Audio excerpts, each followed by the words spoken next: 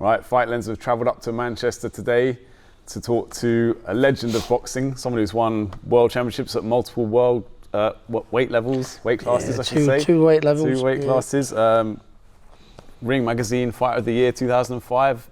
A great legacy. Ricky Hatton, the Hitman, here today. How are you, Ricky? Yeah, I'm good. Yeah, fantastic. Yeah. Just finished training my boys in the gym. Actually, within my gym, as we speak, and they've all just headed home now.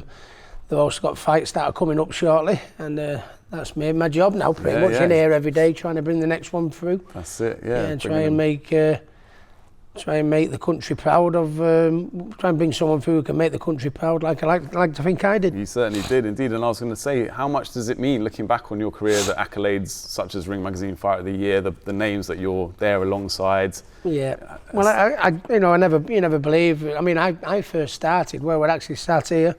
My first boxing gym was the Louvain boxing gym, which is in Hyde, and it's still there now. It's the Hyde District boxing gym, but it's only 5 minutes from where we are here. And I was born in Hattersley Estate, which is a council estate, which is just 10 minutes down that road, and I lived 10 minutes in the other direction. Yeah. So I've pretty much never moved out of a 6, 7, 8 mile radius, to be honest with you. My whole life. I'm very proud of where I've come from my roots, and I feel very proud, when I come to the gym every day and I look around me and all the memories, all the posters, all the pictures, and I have them up. Well, it's not to blow my own trumpet. It's so any youngster comes in can see, listen, I come from where you come from, and if I can do it, you can do it. That's some. Yeah, it's inspirational stuff, because this gym is part of your legacy in itself, right? I mean, it's no one would have ever thought, when I first grew up on Hattersley, the council estate down the road, that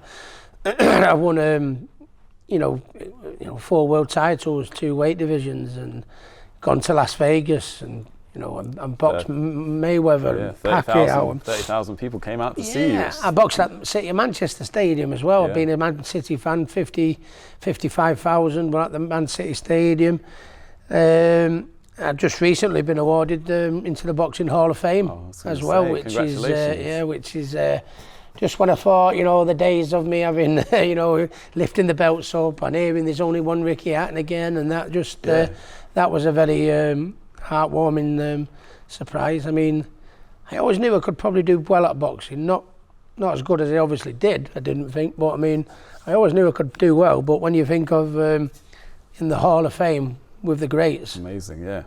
I was going to say as well, some of your other light-hearted legacies, you had your shit shirt days and things like that. Yeah, bringing the community that's why together. People used to like me for my sins. I was always a Jack the Lad. I'd always be walking outside. When I got to world title level, I'd always be walking around 3 stone overweight. Everyone called me Ricky Hatton, and I'd be in the pub having a game of darts. I play for my local darts team still, and I'd be at the City Games in the stand with everyone. Hey, how you doing, lads? And people, I think that's why I had my fan base. People could relate to me. They were, oh, look at him, he's just one of us, isn't he? We'll go and watch him, we support him, and because back then, and it's amazing, because back then there was no social media or nothing like that. When you think the fan base I had was just because people like watching my style of fighting, and I think they like me as a person, and that's where the fan base come from. There was no likes or retweets or anything like that back then. Yeah, you couldn't fake it then, could you? You had to be who you are, and if people liked you, that says a lot about your character. And speaking of your legacy, then Ben Shalom, the promoter, boxer, he literally quoted you as being one of the inspirations behind why he got into boxing. You and Amir Khan.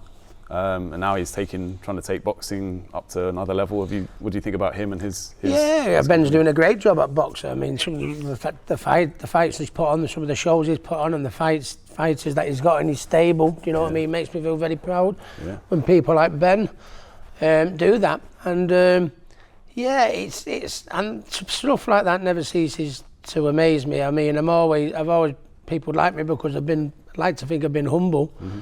But when sometimes kids come up to me, not kids, but youngsters come up to me and they go, oh, Ricky, you're a hero. My dad went to Las Vegas and watched you when my dad was one of your biggest fans. And I'm thinking, your dad was one of your biggest fans. This kid's 6 foot tall next to me.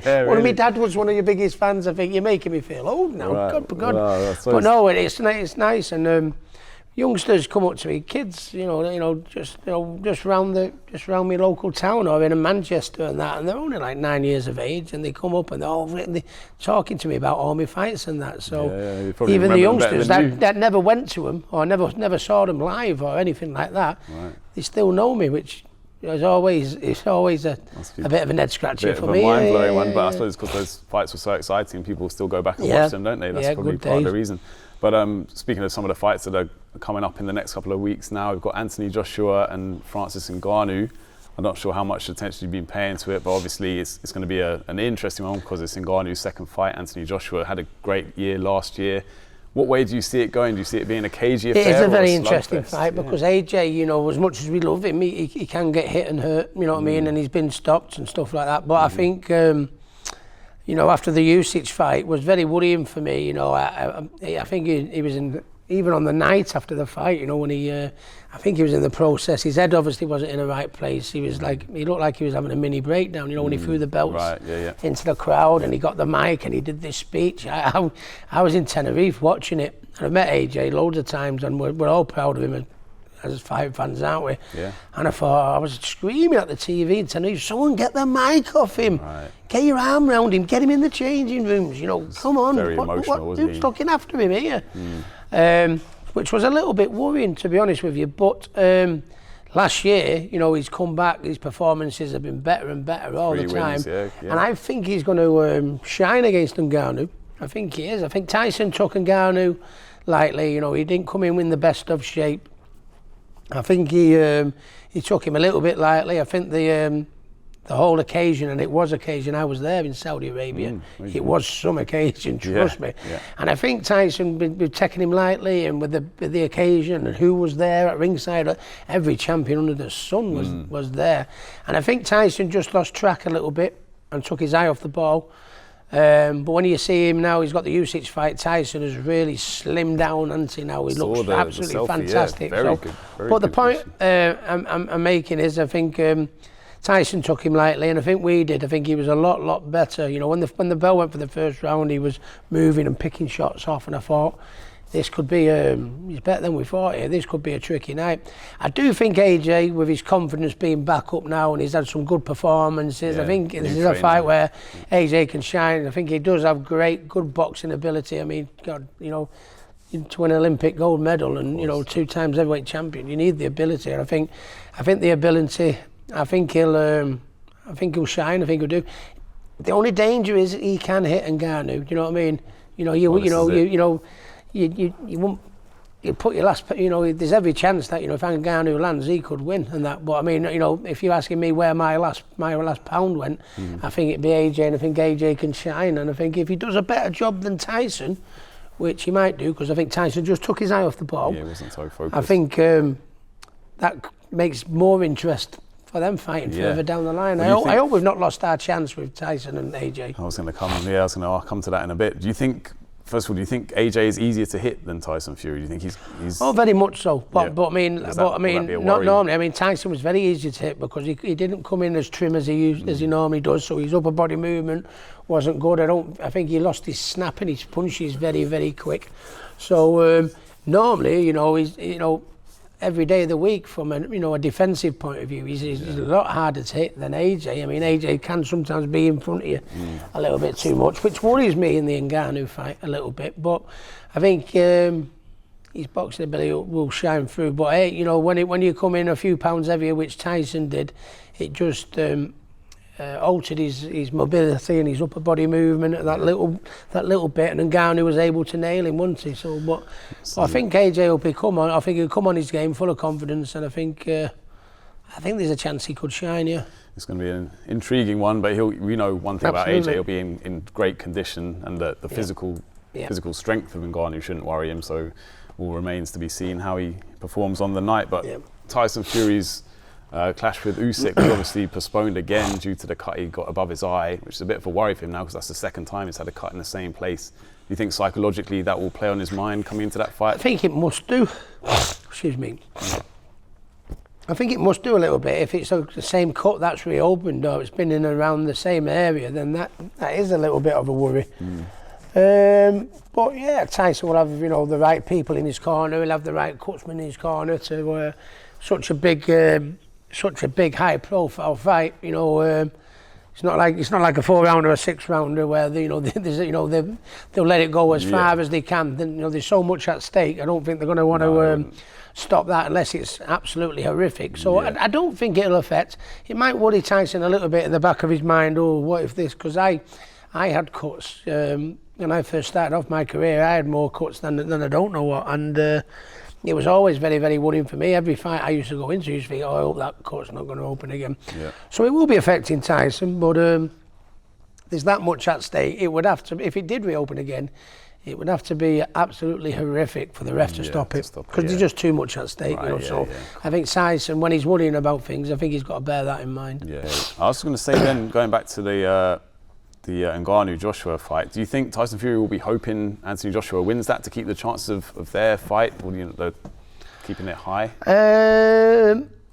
I think he does. I think we know he'll be watching. He loves to watch. Yeah, I think Tyson will just be concentrating on his fight against Usyk, to be honest. Because Tyson in his last few fights, Ngannou, giant. Yeah, huge. Dillian White, another big lad. Deontay Wilder, another giant, you know. Yeah. So he's not fought anyone with the elusiveness and speed of a Usyk. He's fought good fighters, but I'd say big lumps, if you like. You know, all of a sudden he's got these where he's had it out with him and he's but then all of a sudden, you know, he's got to deal with this little whippersnapper and the Usyk, ping, ping, ping, ping, ping, ping, flying all over the show. Yeah. So I mean, the fact that he's slimmed down and got in the shape that he has, I think he knows his mind's in the right direction and that.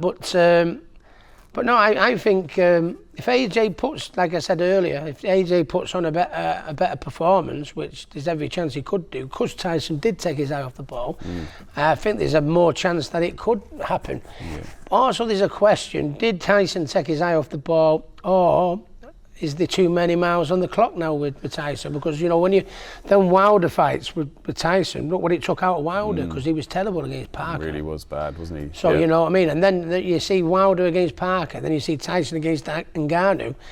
You know, there's a thing for saying, you know, did them fights take too much out of the pair of them? And also, is the motivation level still the same as it used to be for Tyson? There's a lot of questions still to be asked, you know, about, you know, is Ngannou really as good as what he was against Tyson? Did Tyson take him lightly? Exactly. Do you know what I mean? How much has Tyson got less? And it makes these two heavyweight fights that are coming up really interesting, doesn't it? It's going to be very intriguing. Yeah. Sticking with the Fury family, Big John Fury's been, you know, running his mouth a little bit. He wants to have a fight with Carl Froch, potentially, but then he's saying he won't get in the ring for any less than millions, but then he's been calling out Mike Tyson. What do you make of Big John Fury in general? I don't know if you know him that well. I love John. I love the family. You know, no one can say anything bad of me about the Tyson Fury family. For boxing is it's not Ricky Hatton's way. As we mentioned earlier. No. I mean, John's been, you know, probably the biggest YouTuber out there going now, to be honest with you. You know, really, but and he's entertaining and stuff like that. You know, sometimes, I mean, only because of the love that I have for him and the family, sometimes some of the stuff he comes out with, I think, oh, John, come on, man. What you know, what you do? Filter. But, you know, listen, you know, it's, you know, look, you know, Tyson's become a massive success. Tommy Fury's become a massive success, you know what I mean? And it's, you know, the Fury name is a brand. Yeah. And I think they're all using it to, you know, to try and build that brand up. And I think I think sometimes John, I think he can maybe think, oh, John, like I said, oh, John, please don't stop it now, come on. Sometimes I do, but sometimes it's you know, and I know John, his heart's in the right place and that, you know what I mean. He's, you know, and the whole family. No one can say a bad word about the family. It's just when you ask Ricky Hatton, who's never I'm on social media, but I mean, it's just letting people know what I'm up to. It's not calling anyone out anymore or anything like that. Yeah. And, you know, for me to have the fan base I did with having no social media, when I see your Bjorn Pauls and your KSIs and your Tommy Furies and your John Furies, it's not that there's anything wrong with it, it's just not me. It's just not your style. It's just not me, you know, it's not my style. No, so totally. It's not pointing any fingers at anyone. No. It's just not Ricky Hatton. Yeah. Well, I wonder if social media had been as prevalent in your heyday, I wonder how you would have used it. But I still don't think it. That way is still not Ricky Hatton. Not really your style. Not saying it's not. It's the right way. It's not done bad for them all. They're just using it to magnify their own reach, aren't they? Another person who you get on well with, Conor Benn. Obviously, he's been in action, but still can't fight in the UK at the moment. Do you think he should be getting his license back this year? If you were in charge of the BBOC, would you be? Well, to be honest, I think he should, you know, get his license back. You know, I mean.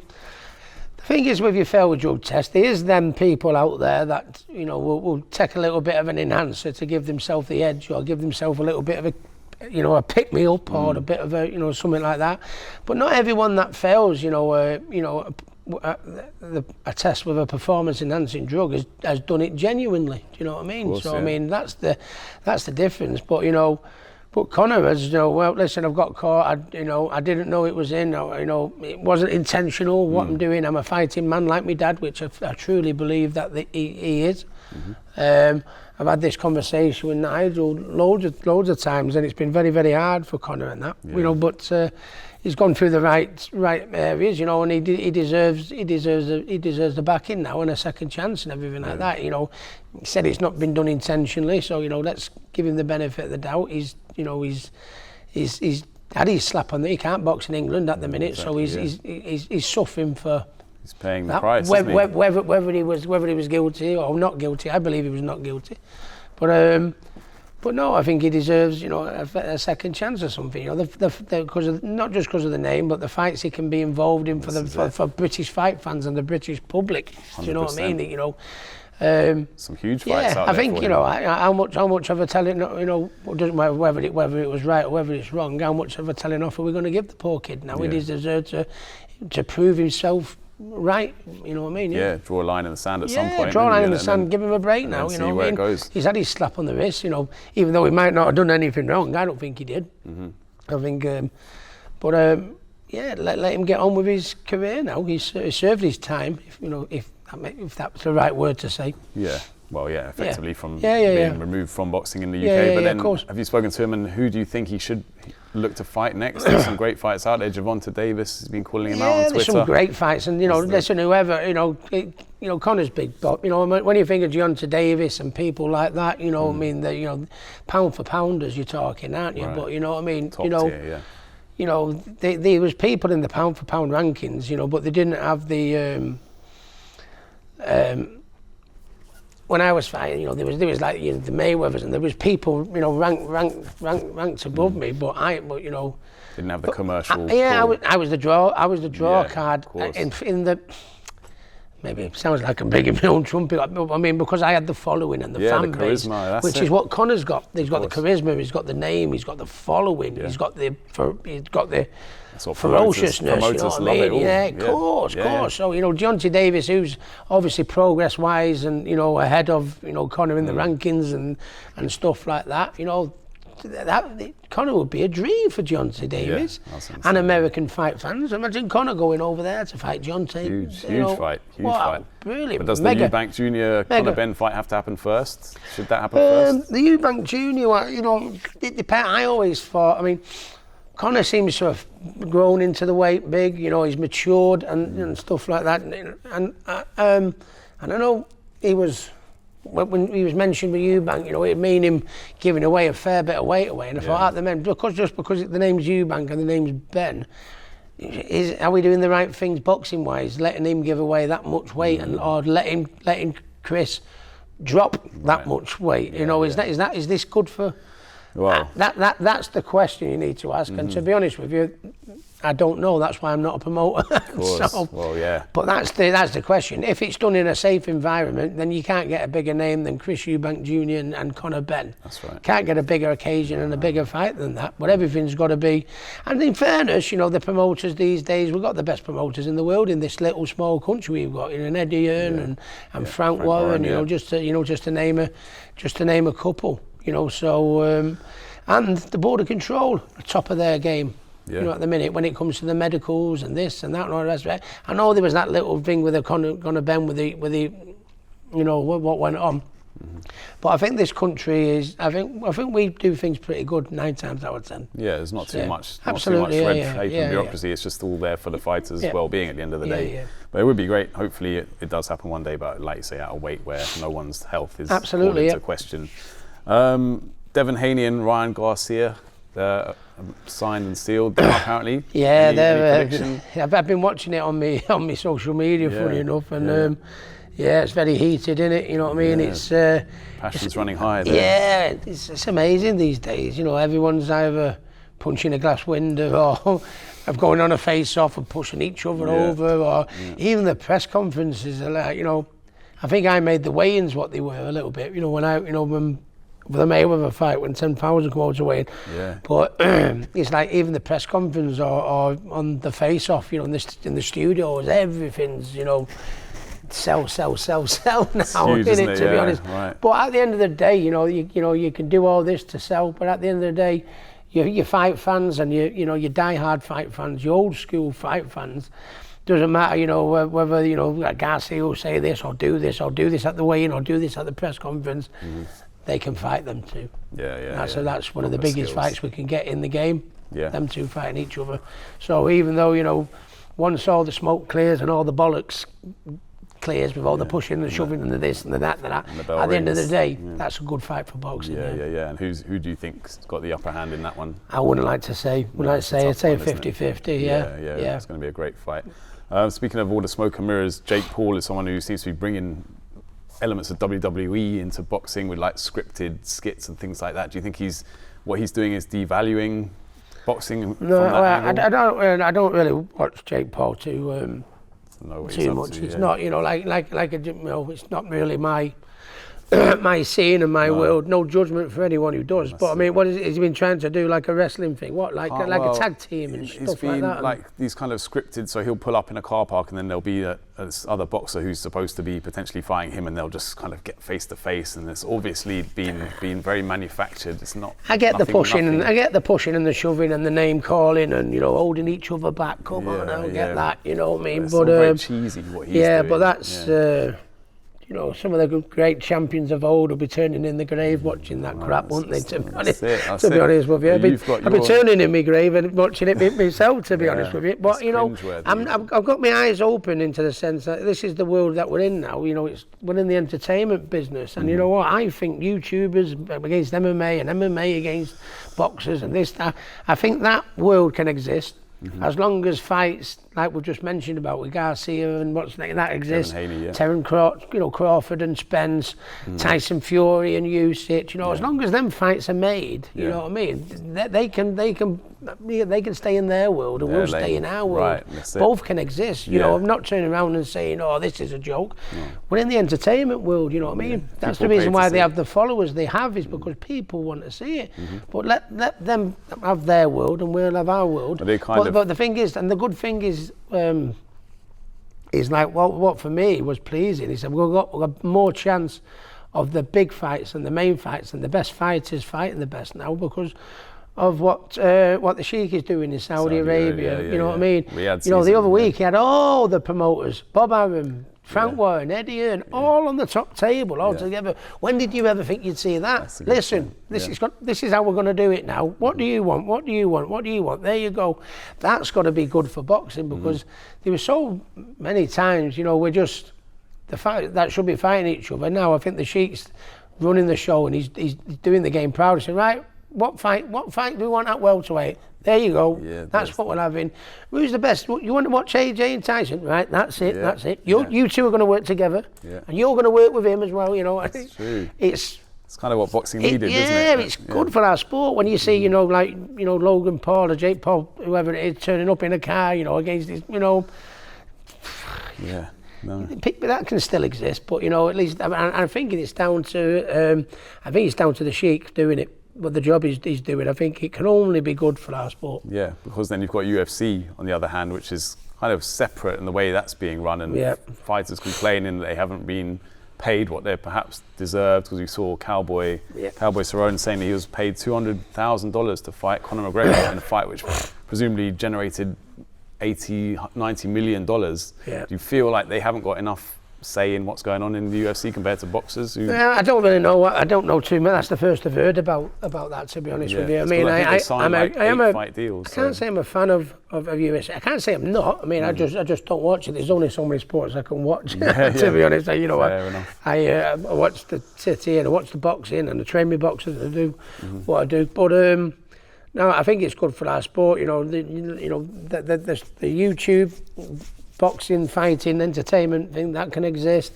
UFC, I think it's entertaining. I've had a lot of UFC fighters come here, which has absolutely blown my mind to see. I thought it was just, no disrespect, I thought it was just rolling around on the floor. It is not. It's not far from it. It's far more advanced than boxing. But I think that the UFC can exist, mixed martial arts can exist, the YouTube can exist, and boxing can exist. All I'm bothered about is in boxing is if the main fights are made. Yeah. And now they seem to be. We're only worried about boxing. We're only worried about the YouTube side of things is because the big fights aren't being made. That's the only thing that's worrying us. But if they do get made, then everyone can exist. There's plenty of appetite for all of it, seemingly, isn't there? Even Conor McGregor is someone who made UFC a much bigger brand than it was before. Absolutely. But at the moment, he doesn't seem to be too interested in fighting. He's hanging out with Ebony Bridges and things like that. Do you think we will ever see him back in the octagon, or do you think he's done with that now? I don't know. I saw him in Saudi Arabia. First time I met him, enjoyed his company. Oh, was it? Yeah. And and he looks like he's looks to me like it looks a lot healthier, and it looks like he's trimmed down a little bit, and he's in a bit. So I mean, good. When people start trimming down and start looking a bit healthier, looking after themselves a bit more, it always makes you think, what is he? Has he got one eye on a comeback? But only Conor would know. He's done very well for himself in the UFC. I watched his documentary. It was very inspiring from where he'd come from, and he's got other ventures that he's gone in. Whether he wants to.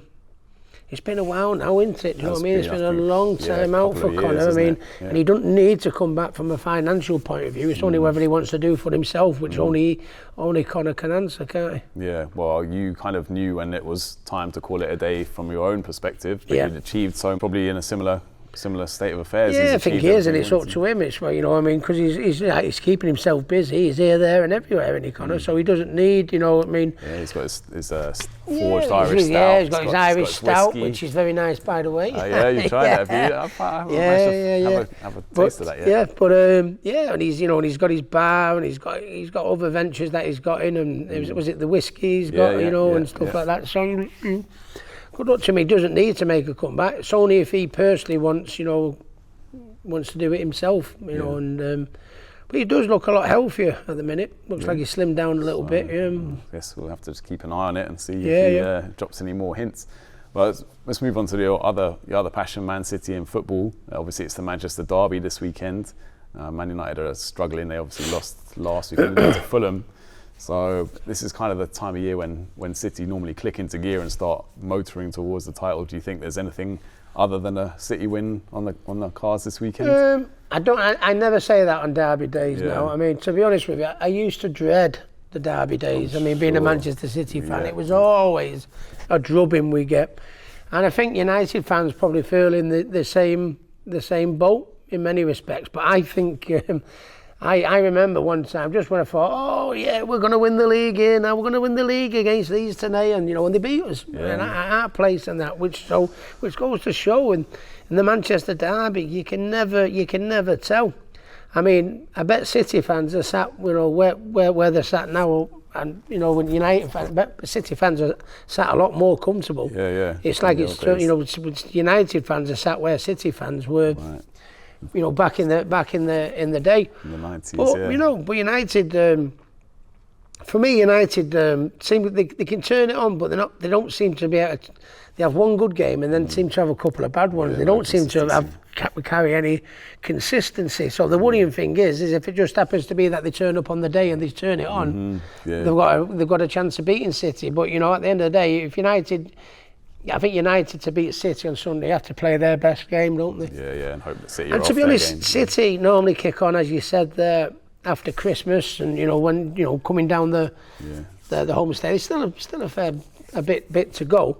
But we've been getting the results, but we haven't been playing that great, which is an exciting thing, because I think sooner or later we're gonna put our foot on the gas. Right. Well, Haaland put his foot on the gas last night. Well, he put it last night, 6-2. Yeah, 5 goals. 5 goals. Yeah. I know, absolutely. Yeah, that's what we just want for Sunday. Yeah, for Ireland going into the derby. But no, I never like saying on the derby, because in the derby, even as well as City are doing these days, it's come back to bite me on the arse a couple of times. So form goes out a bit. But I think most United fans would probably agree with me.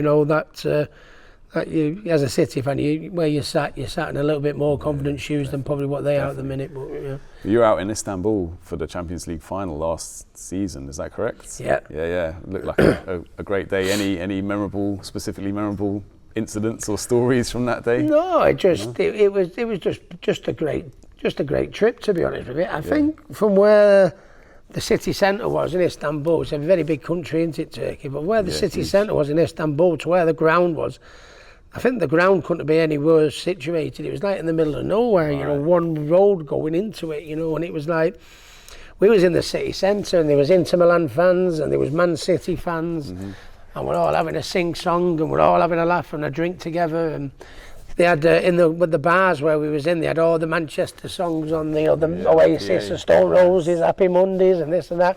It was a great atmosphere. And then it got to about, 5 o'clock or something like that. They went, right, Rick, come on, we've got to get on the coach now. And I was like, God, it's not 5 o'clock, it's not kick-off, 10 o'clock. So, we need to set off in order to get there. So far from there. Yeah, so it was so far. And I thought, classic UEFA, isn't it? Who agreed to put it on here? Yeah, mental. Do you know what I mean? And I think Liverpool fans have said that to me, because Liverpool won it in Istanbul a few years ago. They said the same. They said the same thing to me. So, I mean, if we'd have got beat, I'd have been probably swinging for someone. The mood I'd have been in, travelling here, there, and everywhere. And it's like, by the time we got back to the airport, it was like, we had to sit in the airport for like 5 hours before the flight. Do you know what I mean? And stuff like that. It was just kills the buzz just a bit. Travel ended up, killed the buzz. But still though, I was very fortunate to say I was there. Yeah.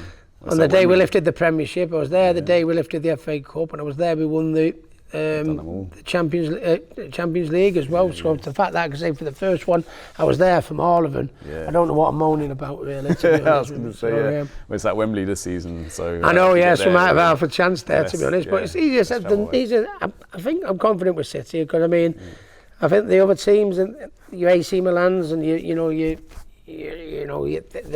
teams like that, and your Barcelonas and your AC Milans and your Arsenals. Yeah, they wasn't. They're not the forces they were. Yeah, no. A few years ago. I think sometimes when you look like, sometimes better teams in the Premiership, your Arsenals, your Liverpools, and and the levels. Maybe that's a little bit of an exaggeration. Real but Madrid's still up there, aren't they? Yeah, but there's no one that really City should fear these days. It's just, on the day, innit? You know what I mean? And that's why to win the treble, like City did and United did back in the day, to do that and have that success and maintain that form, to win 3 trophies is, because on any one day you just have a stinker, can't you? Yeah, so true. Anyone can. Yeah. And let's have a word about Manchester United and the fact that they're trying to get public money to build their new stadium, which is scandalous. I'm sure you'll agree. But do you think they're taking a mickey by trying to do that? They earn enough money, don't they? Their revenue's big enough. I don't know too much about it. I mean, all I know that from my Man United friends, that the Glazers need is the ones that don't really want to spend any money on the ground or on anything like that. So I think you need the Glazers to either change their mind and start putting their hand in the pocket a little bit and spending it on, because you go near Man City's ground, it's like, it's like a town, the women's stadium, the football stadium, you know, training. Big Manchester Arena, training ground, a college. Where United, you know, what you know, they just seem to be letting it run down, the Glazers. There's no regeneration of the old Trafford. And that's half the problem. So I think United fans have probably been left no choice. Yeah. Because they're not doing it, are they? Or am I getting it Well, wrong? no. I think it's the new Jim Ratcliffe. He's basically trying to leverage, you know, the support he's got from MPs and stuff to say that the area needs this public investment, whereas Man United have got huge turnover. Why can't they use their own money? Exactly, to be honest. But the Glazers aren't allowed in the turnover to turn over. Yeah. Maybe I think United fans would probably think this is the best way to go. I mean, it sounds, you know, with what the turnover that they have, this is it. They does look a bit pathetic. They have wasted a lot of money on signings. What choice have they got? If the people that are the Glazers aren't putting the money in, yeah, that's the problem. It's something they've got to do, innit? Yeah. What about Dancing on Ice? Last time we spoke to you were in training for Dancing on Ice, but it didn't really last as long as perhaps you were hoping for. Or maybe you were glad to be voted off. I'm not sure. No, I knew from the first day I went down to the. They had a masterclass weekend where they announced who was actually going on the contestants who were going on the show and this and that. And at this point, I'd never even set foot on the ice. You were a bit behind, yeah. Yeah, and and I was watching everyone else, and they're all doing backspins and jumps and flips, and not as good as they are at present. Okay. But they all looked like they'd done a bit. Yeah. And I thought to myself, wow, you know, and I thought, and when they announced me, I had to get on the ice and skate to the centre of the ice rink. For Torval and Dean to interview me, you know, like, and the next contestant, Ricky Hatton, and I couldn't even walk across the ice. If you remember on the team, Torval and Dean had to come and get me and carry me across. Right, it's harder than it looks. Yeah, so I mean, I think everyone would agree with me. I think if you look at everyone else who was on the programme, they must have done a little bit. They'd be getting practicing. I was probably the only one, so I knew I probably wasn't going to get voted in the first round. I think they turned around and said, the public are going to be voting for you, but then I thought, I might have half a chance here. But then when the judges voted, no, it was pack your bags, Rick, and get gone. So, but, it was a done deal. But it was something that I ended up doing the dance off as well, the skate off. So I was able to do two dances. I did the Rocky one, which was funny, and then I did the Elvis one, which was a little bit more elegance and a little bit more grace. Not much, but it was a little bit you were on more like that. But trajectory. But everyone kept saying, the people that were being interviewed, the trainers, the coaches, that I was the most improved. Bearing in mind how bad it was, that's how much that's how much it must have improved, for it to be how bad. But no, you look at it, you look at them now, I mean, there was some were better than others, but I mean the ones that they look like they'd definitely done a little bit before. And the ones that are in it this Sunday, there was Greg Rutherford and Miles and Ryan Thomas and Adele, you know what I mean? Mm-hmm. They look like professional skaters, you know what I mean? Never mind the partners, they look like professional skaters. But that's what they all look like for me on that first day, so. Right. Well, it's something I'm glad I did anyway, to be honest. I met some great friends, some great experience. Yeah. I'm not the best skater in the world, but I can skate now. No, you can, so I can say that, another feather to your bow. Yeah, but I'm glad that I did, met some lovely people on it, and as long as it made people laugh and people had a giggle about it, that's what it's all about. Exactly. And Eddie the Eagle got voted off last week. People are saying it's a fix and they're not happy with the voting system. I'm not sure why particularly, but I think the judges vote, don't they? And not that the judges are doing anything wrong. You know what I mean? See it as they see it. They're judging on the skating. You know what I mean? And Eddie is, and Eddie's like 60 odd years of age, isn't it? Do you know what I mean? To be honest with you, what a legend. Do you know what I mean? It's true. But I mean, but some of them, like the Miles and Greg and Adele and Ryan, they just they look like they've been doing it for years. Do you know what I mean? And even though Eddie was great, do you know what I mean? Them, I think Eddie will agree with me if you watch it. They just seem level above. Yeah, in a different league than I liked your social media skit, you in the pub, and then around on the roller skates. You see that? Classic. But it was funny really. But they in the Mail they put it Ricky's back doing what he does best. He's off the ice and in the pub. Here he is after an afternoon drinking, going flying through the toilet door, and you know. And we sort of like, we staged it for a laugh. My mate brought roller skates in and went, "Yeah, go on, Rick." It was a goal like that, and I purposed it. But you did it well. That's my story anyway. Yeah, I thought it was good. Very good stuff. We've got let's finish it off with just a bit of politics, because Jess, who's organised this interview today, was going to ask me to ask you how you feel about the Mayor, Andy Burnham, Mayor of Manchester. Do you think he's, I don't know personally him or what he's been up to, but I think he's been fighting the fight for Everton. You know, they had their points deducted by the Premier League and things like that. And he's fighting the fight for Everton, did you say? Apparently so, yeah. I was trying to get their points back. They got 10 points deducted, didn't they? Then they got 4 points back. I have a lot of time for Andy. I've met him on loads of occasions. He's a Mancunian, isn't he? He's, you know, and it would be a shame for Everton to go down and get relegated. You know, I have lots of friends from Liverpool. Liverpool fans and Everton fans, you know, equally. But for Everton, you know, there's such a, you know, it was always Man United used to win everything, and Liverpool used to win everything, and Man City used to win nothing, and Everton used to win nothing. And Everton, I think, are the longest serving club that are in the top flight. And Arsenal. And they're the longest serving club in the top flight. Yeah. So, and they're getting an investment in a new ground and stuff like this and that, but if they get these points, you know, they could get relegated to the first division, which would be heartbreaking. Not just the fact that Everton have started to invest massively in the club, but also the fact that they're the longest serving club in the top flight in history, and they could go. They've got all this new stadium in place for the fans and everything like that, and then they could end up going down. So. Andy's a good guy, you know. I get why he's doing it and trying to help it out. And to be honest with you, I wouldn't want to see Everton go down. To be honest, absolutely no chance. Yeah. Does it worry you the fact that City have got these financial fair play charges hanging over their heads? Well, still? I don't know the ins and outs. I think, you know, the way you look at our club and how, you know, they've got the training ground and the ladies' stadium and the colleges and the Manchester Arena and all that. I think you can see we're a club that we know what we're doing.